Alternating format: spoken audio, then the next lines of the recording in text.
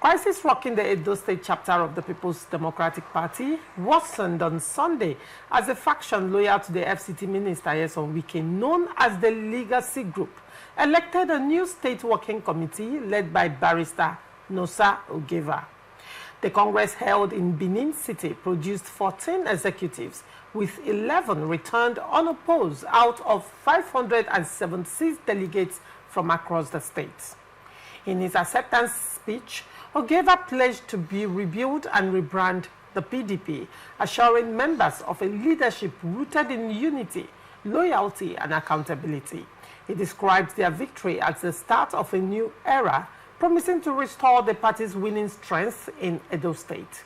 However, PDP chieftain Chief Dan Obi blamed former Governor Godwin Obaseki for deepening crisis, accusing him of alienating key stakeholders and causing the party's poor performance in recent by-elections. Obi urged members to elect capable leaders who could revive the PDP and restore its lost influence. Edenko, what is your take on this? In life, the worst thing that could happen to any human being is to use people as a ladder to get to the top. And when you use people as ladder to get to the top and discard them, these are the kind of things that happen. Everybody knew how Obaseki came beggarly to PDP for them to accept him to run on the platform of PDP for the 2021 election or 2020 election, so to say. So as the case may be, I think he got at some point and he discarded them. And that caused a lot of internal wranglings in the party, which today the party is still struggling to come out of it. But with this now, I strongly believe that everyone should come on board. They must come to a round table because we are heading towards an election year. Any moment from now, from 2026, we've started for presidential and national assembly. And with the kind of things I'm hearing from the PDP, it's not palatable. It's not something that should convince Nigeria that, yes, they are willing to take over power at the national level.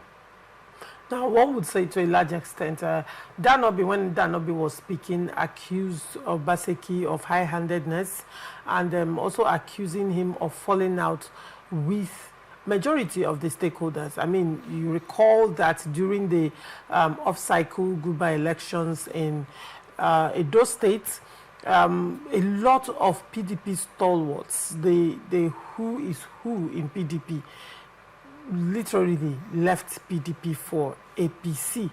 And Obaseki at that time was at loggerheads with everyone, even had issues with Oba of Benin at some point. And now Dan Obi is now, reflecting and making reference to the crisis, that happened prior to the goodbye elections, and he's saying that Obaseki left PDP worse than he met him. Do you agree with that? I totally agree with him that Obaseki left PDP Edo State chapter worse than he met it. Because he's a man who came begging for the ticket, even to the detriment of a certain Ken Emasogi. But at the end of the day, he was appealed to, and he stepped down for Obaseki. And we all knew what happened in Edo PDP during the tenure of Obaseki. He turned the party into something else, wanted to annex it into his own personal estate for his selfish aim, forgetting that people were there. He met people. And he used them as ladder, discarded them, and on his way down, he had encumbrances, which today resulted there was no more ladder to come down. No more ladder to come down, and even his candidate couldn't even climb to the top because the ladder was no longer there. Oh, the ladder was there, but probably it was broken. It's been removed. Removed, yeah. Or the steps have been broken. But then, one would say, at this point in PDP, clearly from what I'm seeing, there is faction in PDP, Edo State. Yes. That's faction drawn along two lines, very distinct. It's visible.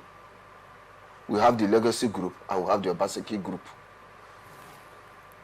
And once it starts like this, the work at cross purpose, it will definitely affect the fortunes of the party at the general elections.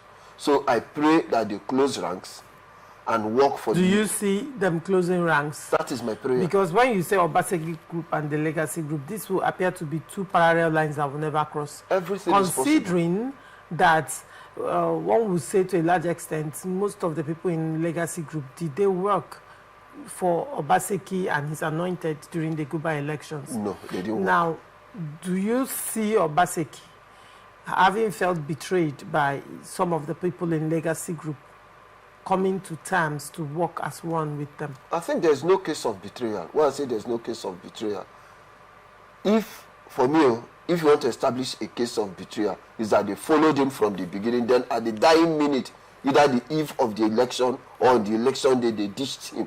Okay. That's a case of betrayal. But this one, they told him plain to his face that we are not going to work with you. So that's no case of betrayal. These are people who took a stand and stood by it. Well, when you take a stand, one would expect that that stand will favor your party. No. Personal interest supersedes group and collective interest. No, this is not group and collective interest. Don't rephrase it. They say party is supreme. Yes.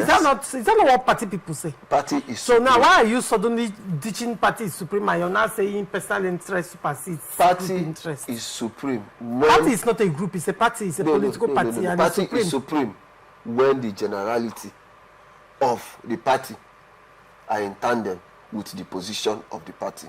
One man cannot take a decision at the detriment of the party and tell us that the party is supreme. No. It's a case of Obaseki was supreme, and we all saw the results.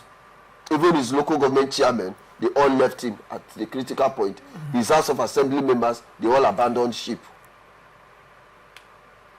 All right, very well. So now, between these two parallel lines, how do you see this playing out in coming days in the general elections as well? One person or one group need to come down from their high horses. Well, one would say the future of that group will be will be highly determined by how it plays out at the national level. In life, you stoop to conquer. Even in warfare, you see the soldiers when they go to the war front. You see them; they stoop, they move on the ground, and that's the only way you can go. Now, who will surrender? Because whoever is surrendering is simply surrendering his structure. Well, in the state, whoever that is in charge, whoever that has the numerical advantage, whoever has the numerical strength. Definitely. Is it whoever has the numerical strength at this point, or who the national favors? No problem. Let the national favor whoever they want to favor. Anyway, we'll still come to national politics.